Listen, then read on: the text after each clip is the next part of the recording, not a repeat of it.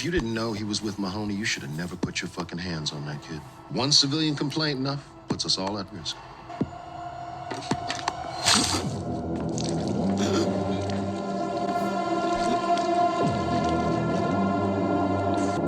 Now look at you. You know, he always did talk too much for somebody expendable. Yeah, Power fans. This is my episode 5 review. They're about to take their break. And didn't I tell y'all that chef was to not be trusted? Chef Boy Assassin, just like I said. And I said he was going to use that knife. And man, did he ever slice the hell out of enough. He sliced him so bad that the blood was all over the ice, as if you guys about to go get you a Frosty when you sitting in the movie theater watching Spider-Man. But I would also have to say that this entire episode can be summed up by another clip that I'll show you in just a second, minus 2 parts. So let's dive on into this thing. If you're finding me for the first time, please subscribe to the channel. Be sure to turn on notifications so when I drop videos, you guys get them. Follow me on IG. Oftentimes I can't respond to you guys on the chat in the comments, but everybody who hits me on IG, I reply back to all of you, and you come up as a message when you subscribe to me, so hit me on IG. Let's take a look at this clip that summarizes almost the whole episode minus 2 parts. You think you're in control, but you're on the island, you don't even know it. Kane, he replaced Rico's work with Sugar just to get you to take him back. Drew, he's still fucking that nigga that dropped him and Zeke's name to the school about that dead body in the... Diana stole that money out your bar. You can't do none of this shit without me. You need me. Did y'all see that butter look face on Monet's face? The same look she had when she had Zeke sitting in the car. It's the same look she was giving Tariq right here in this segment. But that can pretty much summarize this whole episode, minus the fact that Lorenzo got out of jail, and also minus the fact that we're finally going to see Mecca meet up with Zeke. And did I not tell you guys, it's almost like I was in the writer's room. We're going to have Team Lorenzo versus Team Mecca. Lorenzo gets out of jail this episode while Tariq is going to jail. You guys can send me all your cookies in the form of super chats tomorrow when we go live. But let's just start from the beginning. So in the very beginning, we got my boy Zeke in the limousine with Monet and Meth McClain. Now, this is not the face of someone who needs to be in jail. I can already tell you the wet dreams that the dudes would have in jail if he got in jail. And thankfully, he didn't go to jail because Meth McClain was telling him to shut up and keep his head down, but he didn't go because when they get to the police station to turn him in, little Miss ADA Sachs tells them that Zeke is a free man. And while they're talking, Kamal was about to run his mouth off, dry snitching about all kinds of other information.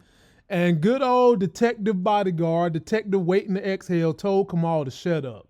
And I knew the whole time Kamal was not going to be cool with that. Because Kamal has pride. Kamal really is this dude's boss in this situation. He ain't going to be sitting here be told what to do by detective waiting to exhale, Kevin Whitman, for crying out loud. And they let Zeke go, but they request that ADA does a press conference. Because the press conference and the interview they did with Jamel Hill completely destroyed my boy Zeke, okay? No draft prospects for him. So hopefully they're going to get this thing together and he's going to get the press conference he deserves and get back onto the winning NBA track to get them groupies following him. And immediately after that, Kamal gets into this little room and he chastises detective waiting to exhale. He's like, bro, don't you be checking me. I read the book and the book clearly says it's Tariq. Well, Detective Whitman, he's not really trying to hear none of that because for whatever the reason, his hard on is still to somehow or another get Professor Addiction Carey in trouble. That's what he's got a hard on for. So at first he's not really listening to it, but you know what? He eventually breaks down and then he starts to act like he's with it. But they need a little help. They need Professor Addiction to read the manuscript. Did you guys follow my trailer breakdown when I said Professor Addiction would be all up in that book that Jabari wrote?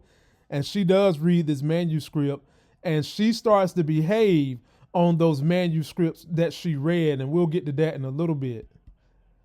We get a scene where Dante Mecca, and we get a chance to see his last name on this trust paper, is offering Monet a trust to take care of her and all her kids, plus his kids. Damn.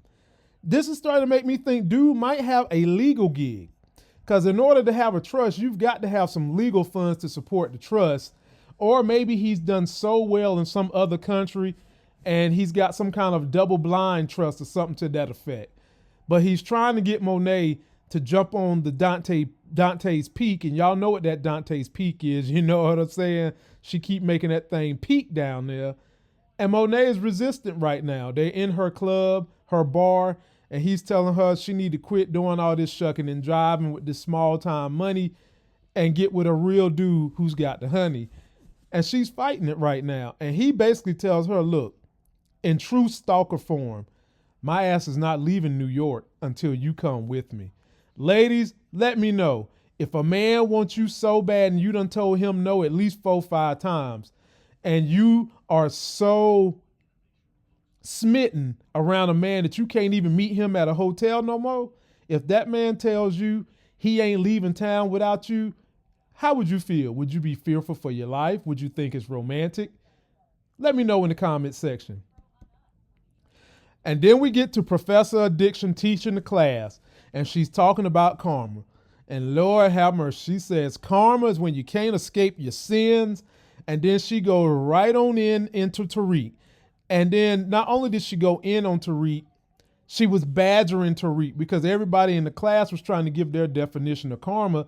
She wasn't trying to hear none of that shit. She was just all in on Tariq. Even Tate tried to jump in and she wouldn't let him jump in.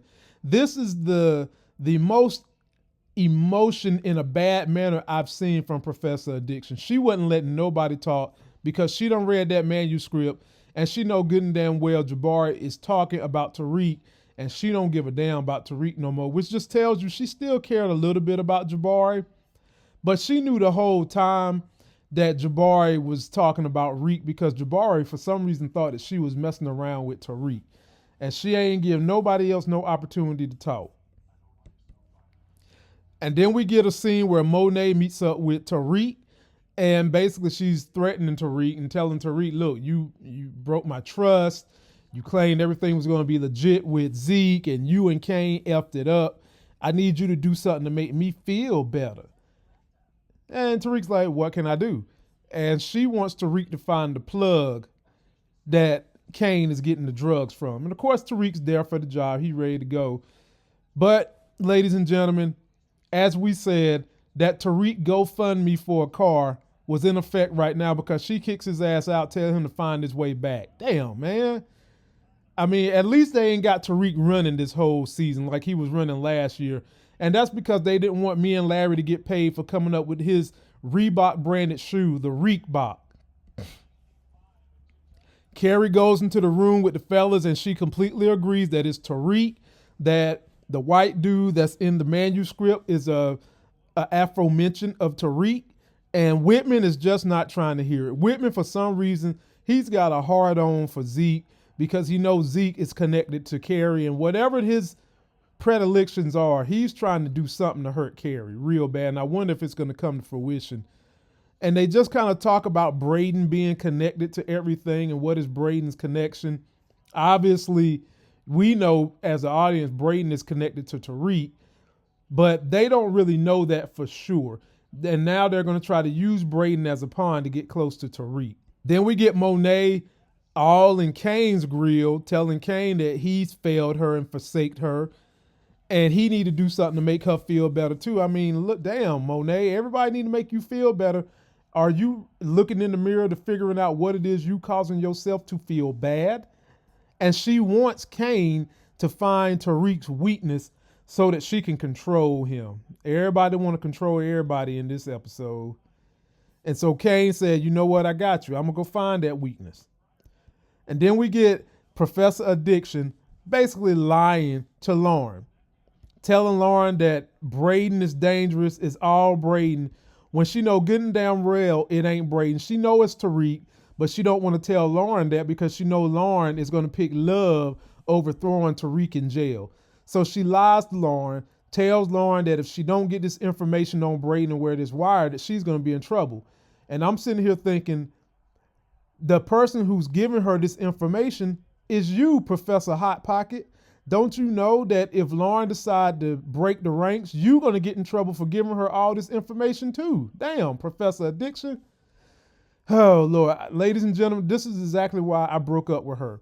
This is why I kicked off Professor Addiction off my list, because she's doing too much. She in here trying to throw Lauren under the bus to save her own damn skin, which she's not in trouble for nothing, but she's acting like she is. So I had to break up with her. I can't deal with women like that. Kane shows up to find Tariq, and Tariq ain't there, but guess who shows up? That old sweet Lauren. And boy, Lorenzo Jr. was all up on her. And I got to admit it. Lauren is looking rather good this season. I mean, man, oh man. It's hard for me to say that because I grew up watching her from the time she was a child. But I mean, I'm able to admit when a human being looks good, she looks good. But I can't look at her in a manner of I would date her or anything like that because I feel like I'm old enough to be her dad. But she is looking rather good this season. And she looks so good, Kane want to get them digits and she ain't trying to hear it. But ladies and gentlemen, what was Lauren doing the whole time?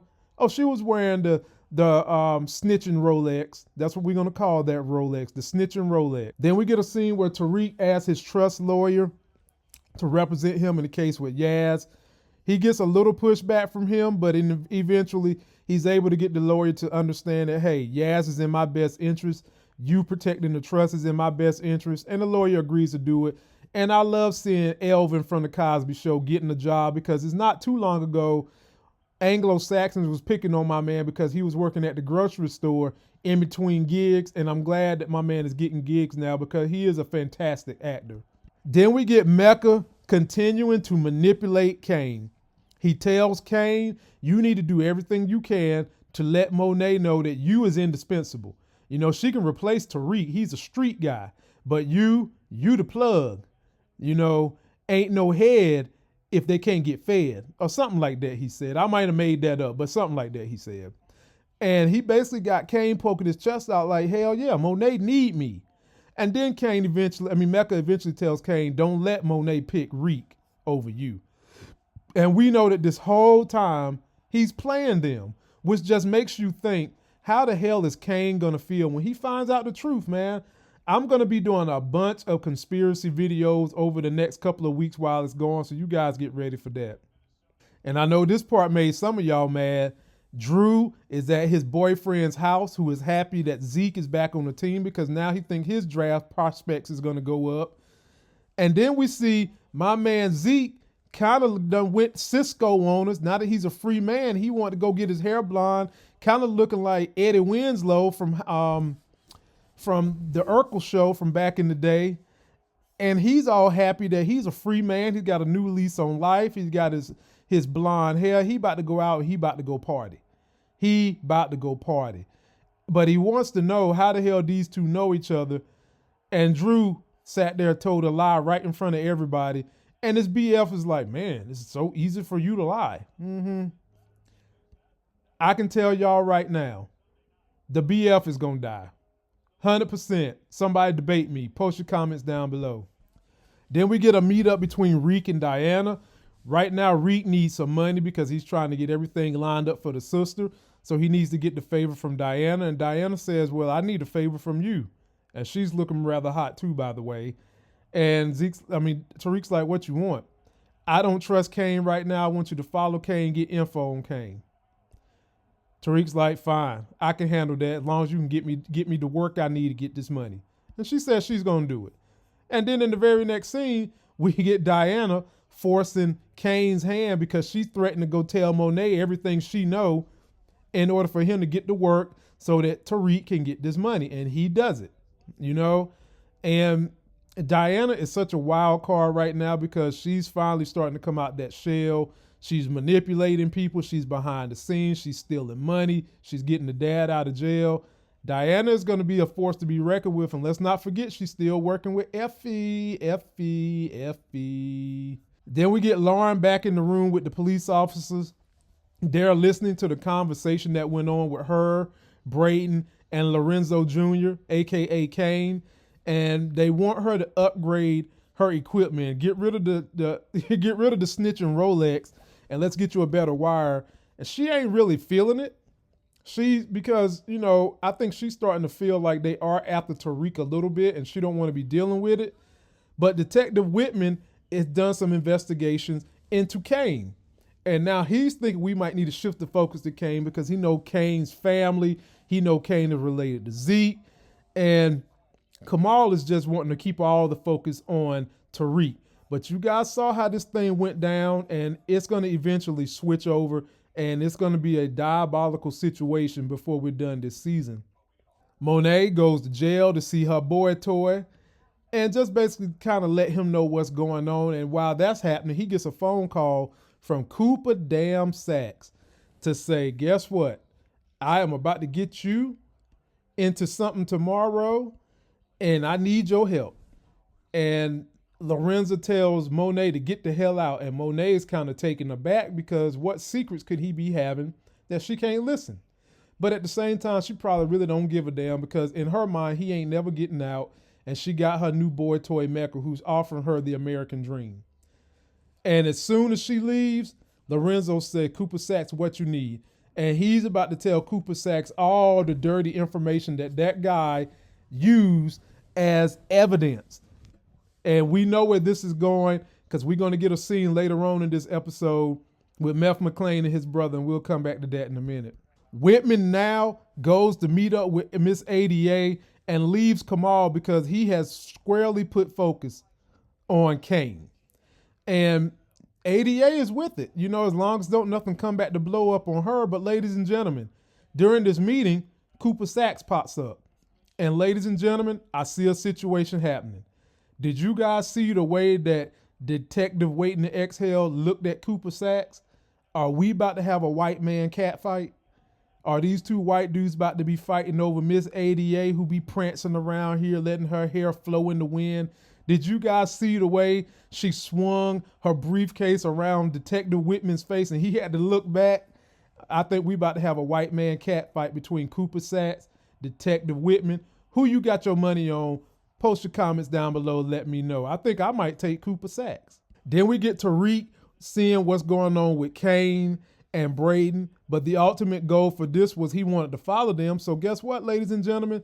That GoFundMe that y'all have for Tariq to get a car, you can get rid of it because his boo thing, Lauren letting him use her car. She got a BMW joint. So Tariq uses the car to follow Kane. And when he follows Kane, it leads him to Mecca's crib. All right. And when they get to Mecca crib, Nuff comes out and hems up Tariq. And while he's hemming up Tariq, Chef Assassin asks Kane, do you know this dude? Kane lied to him. And Kane lied to him so hard, he started trying to get tough, poking his chest out. And I'm like, Kane, don't you forget who this dude is now. Don't you forget. So Nuff finished beating up Tariq, and we all sitting here looking at it, and Kane swearing he don't know who this dude is. Tariq's got to go. And then in the very next scene, we get the meetup. Mecca's in here. Chef Assassin is in here. Chef Assassin, Nuff, and Kane. And they're chastising Kane. Look, are you sure you ain't know him? Kane's like, no. But the issue in this room is Nuff just won't shut his mouth. And I'm sitting here thinking the whole time to myself, Nuff, you was running your damn mouth being a clown a couple of episodes ago and you got your ass choked out. Why you so gun-ho? And basically, Chef Assassin tells Mecca that this boy did show up right after Kane got in, and it couldn't have been with the other crew because he ain't have no gun, no weapons, nobody else on him. But at the end of the day, Mecca has an ulterior motive with Kane, so he basically tells him, look, I'm cool with him. I believe his story, but I'm tired enough. And he gets Chef Boyar Assassin to slice the neck of Nuff right there. Guts, blood, all over the ice. Like I said, if you want a good Frosty when you go see Spider-Man, here you go. Goodbye enough. But ladies and gentlemen, I told y'all about that shelf. And I don't know what the hell Kane think he's doing by lying, but this right here is what's going to have Kane had to run to his daddy for help. Daddy, I can't deal with this dude no more. It's up to you. Daddy. But I don't see nobody else that's as swift as a killer as Mecca and Chef Boy Assassin on the Lorenzo Tejada side, unless Lorenzo's about to go get his crew up, which I hope he does. And then we see Meth McLean. He meets his brother in jail, and this is when we learn a little bit more about what happened with them. And they didn't give too many details other than it's some kind of a murder. People was out there looking, but apparently someone that was working this case must have tampered with evidence, because he's saying it's similar to what happened to Tejada. But the brother tells Meth, look, I'm cool with being in jail, and it could get out that some other information could get you in jail.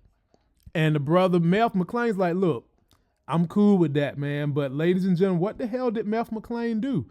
I guess we'll see soon what happened. But the brother said he's cool with being in jail. He ain't trying to get out. He don't want to risk him going to jail. He couldn't get the apartment because he was late. So guess what? Lauren is trying to offer up her brother's apartment because he's in and out of rehab. And you know what? What other choice did Tariq have? He's got to take it. So he does take it. And then we get a scene where Kane is talking to Monet. And this is the first time I've really seen Kane stand up to Monet with so much vigor, so much veracity. His chest was all the way out. He was even throwing paperwork and shit, ladies and gentlemen, like a kid throwing a tantrum. He threw paperwork when he said to her, am I your effing son or am I a soldier? And she gonna say he's both. And he was like, basically, that makes you a sad mother. I should have used that scene clip because that was a good one too, man. Kane finally stood up to his mama. But we know why Kane is standing up to his mom, because he's got some ammunition. She need him. He's the plug right now.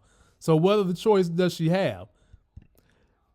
And then we see Monet meet up with Reek. This is the exact clip I played from the beginning. And she attempted to check Tariq because he was going through the hearing for his daughter.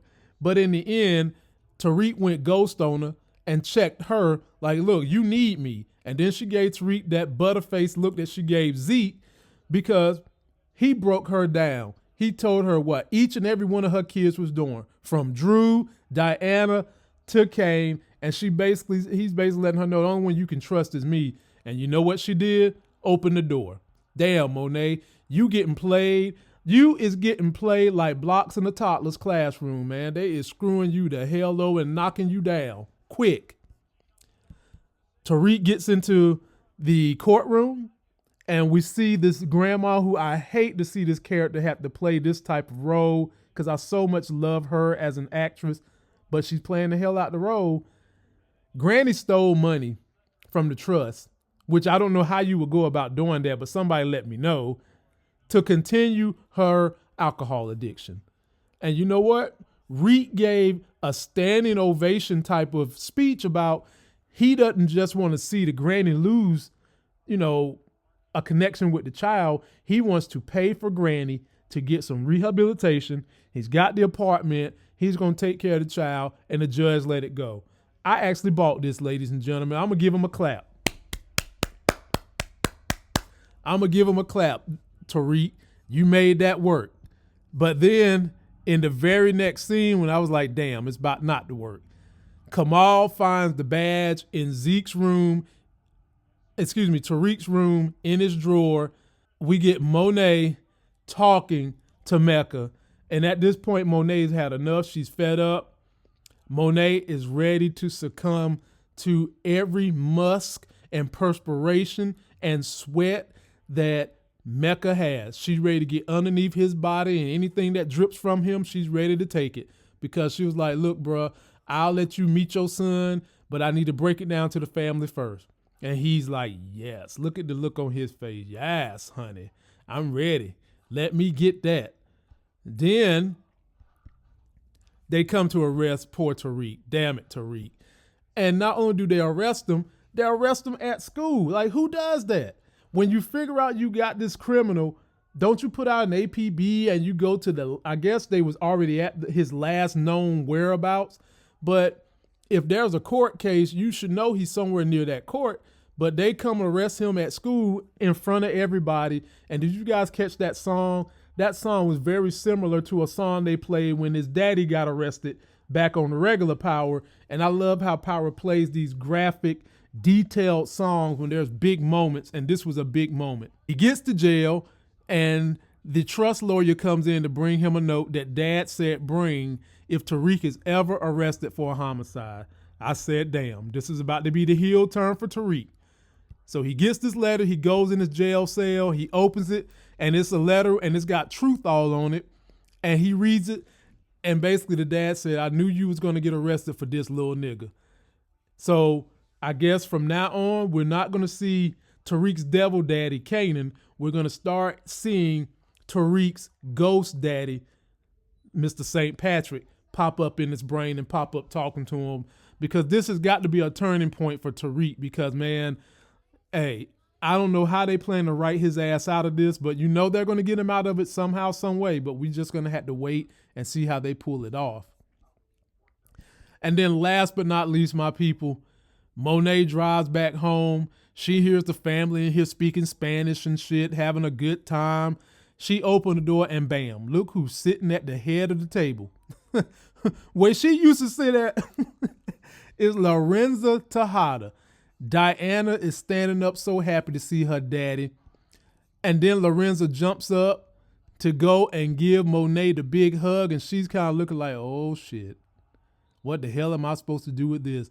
And Lorenzo, not knowing what's going on, he happy as hell. He got his family back. He's out of jail. But take a look at the way Diana looked at Kane as Lorenzo is embracing her mother. She knows some shit going on with Kane, and she can't put her finger on it, but she is trying her best to figure this mess out. And when this whole thing explodes, ladies and gentlemen, it is going to be, I've said it over and over, Team Lorenzo versus Team Mecca. We know where Diana is going, but which way is Kane going to go? Kane might not have a choice, because I don't think the chef liked Kane that much, because I think the chef knows Kane just lied to him. And I think Mecca's going to be disappointed with him. But I can't wait to see how this team is going to shake up, because everybody in this little circle is screwing everybody. And is anyone going to come to Tariq's rescue while he's in jail? Please post me all your comments in the comment section below. And if you really want to reach out to me, hit me on Instagram and send me a message there as well. That's going to do it for this video. Don't forget to like the video. Please comment, subscribe, get yourself that life gang. This show is taking a couple of weeks hiatus, but I will be bringing you guys conspiracy videos, and I love hearing your great conspiracies. Go post them to me on IG, and I'll try to get yours up there so that we can keep this show going. And be sure to go check out Hightown. It's another great show. Their last episode for the season is next week. Till that next Sex is Hell video, I'll see you.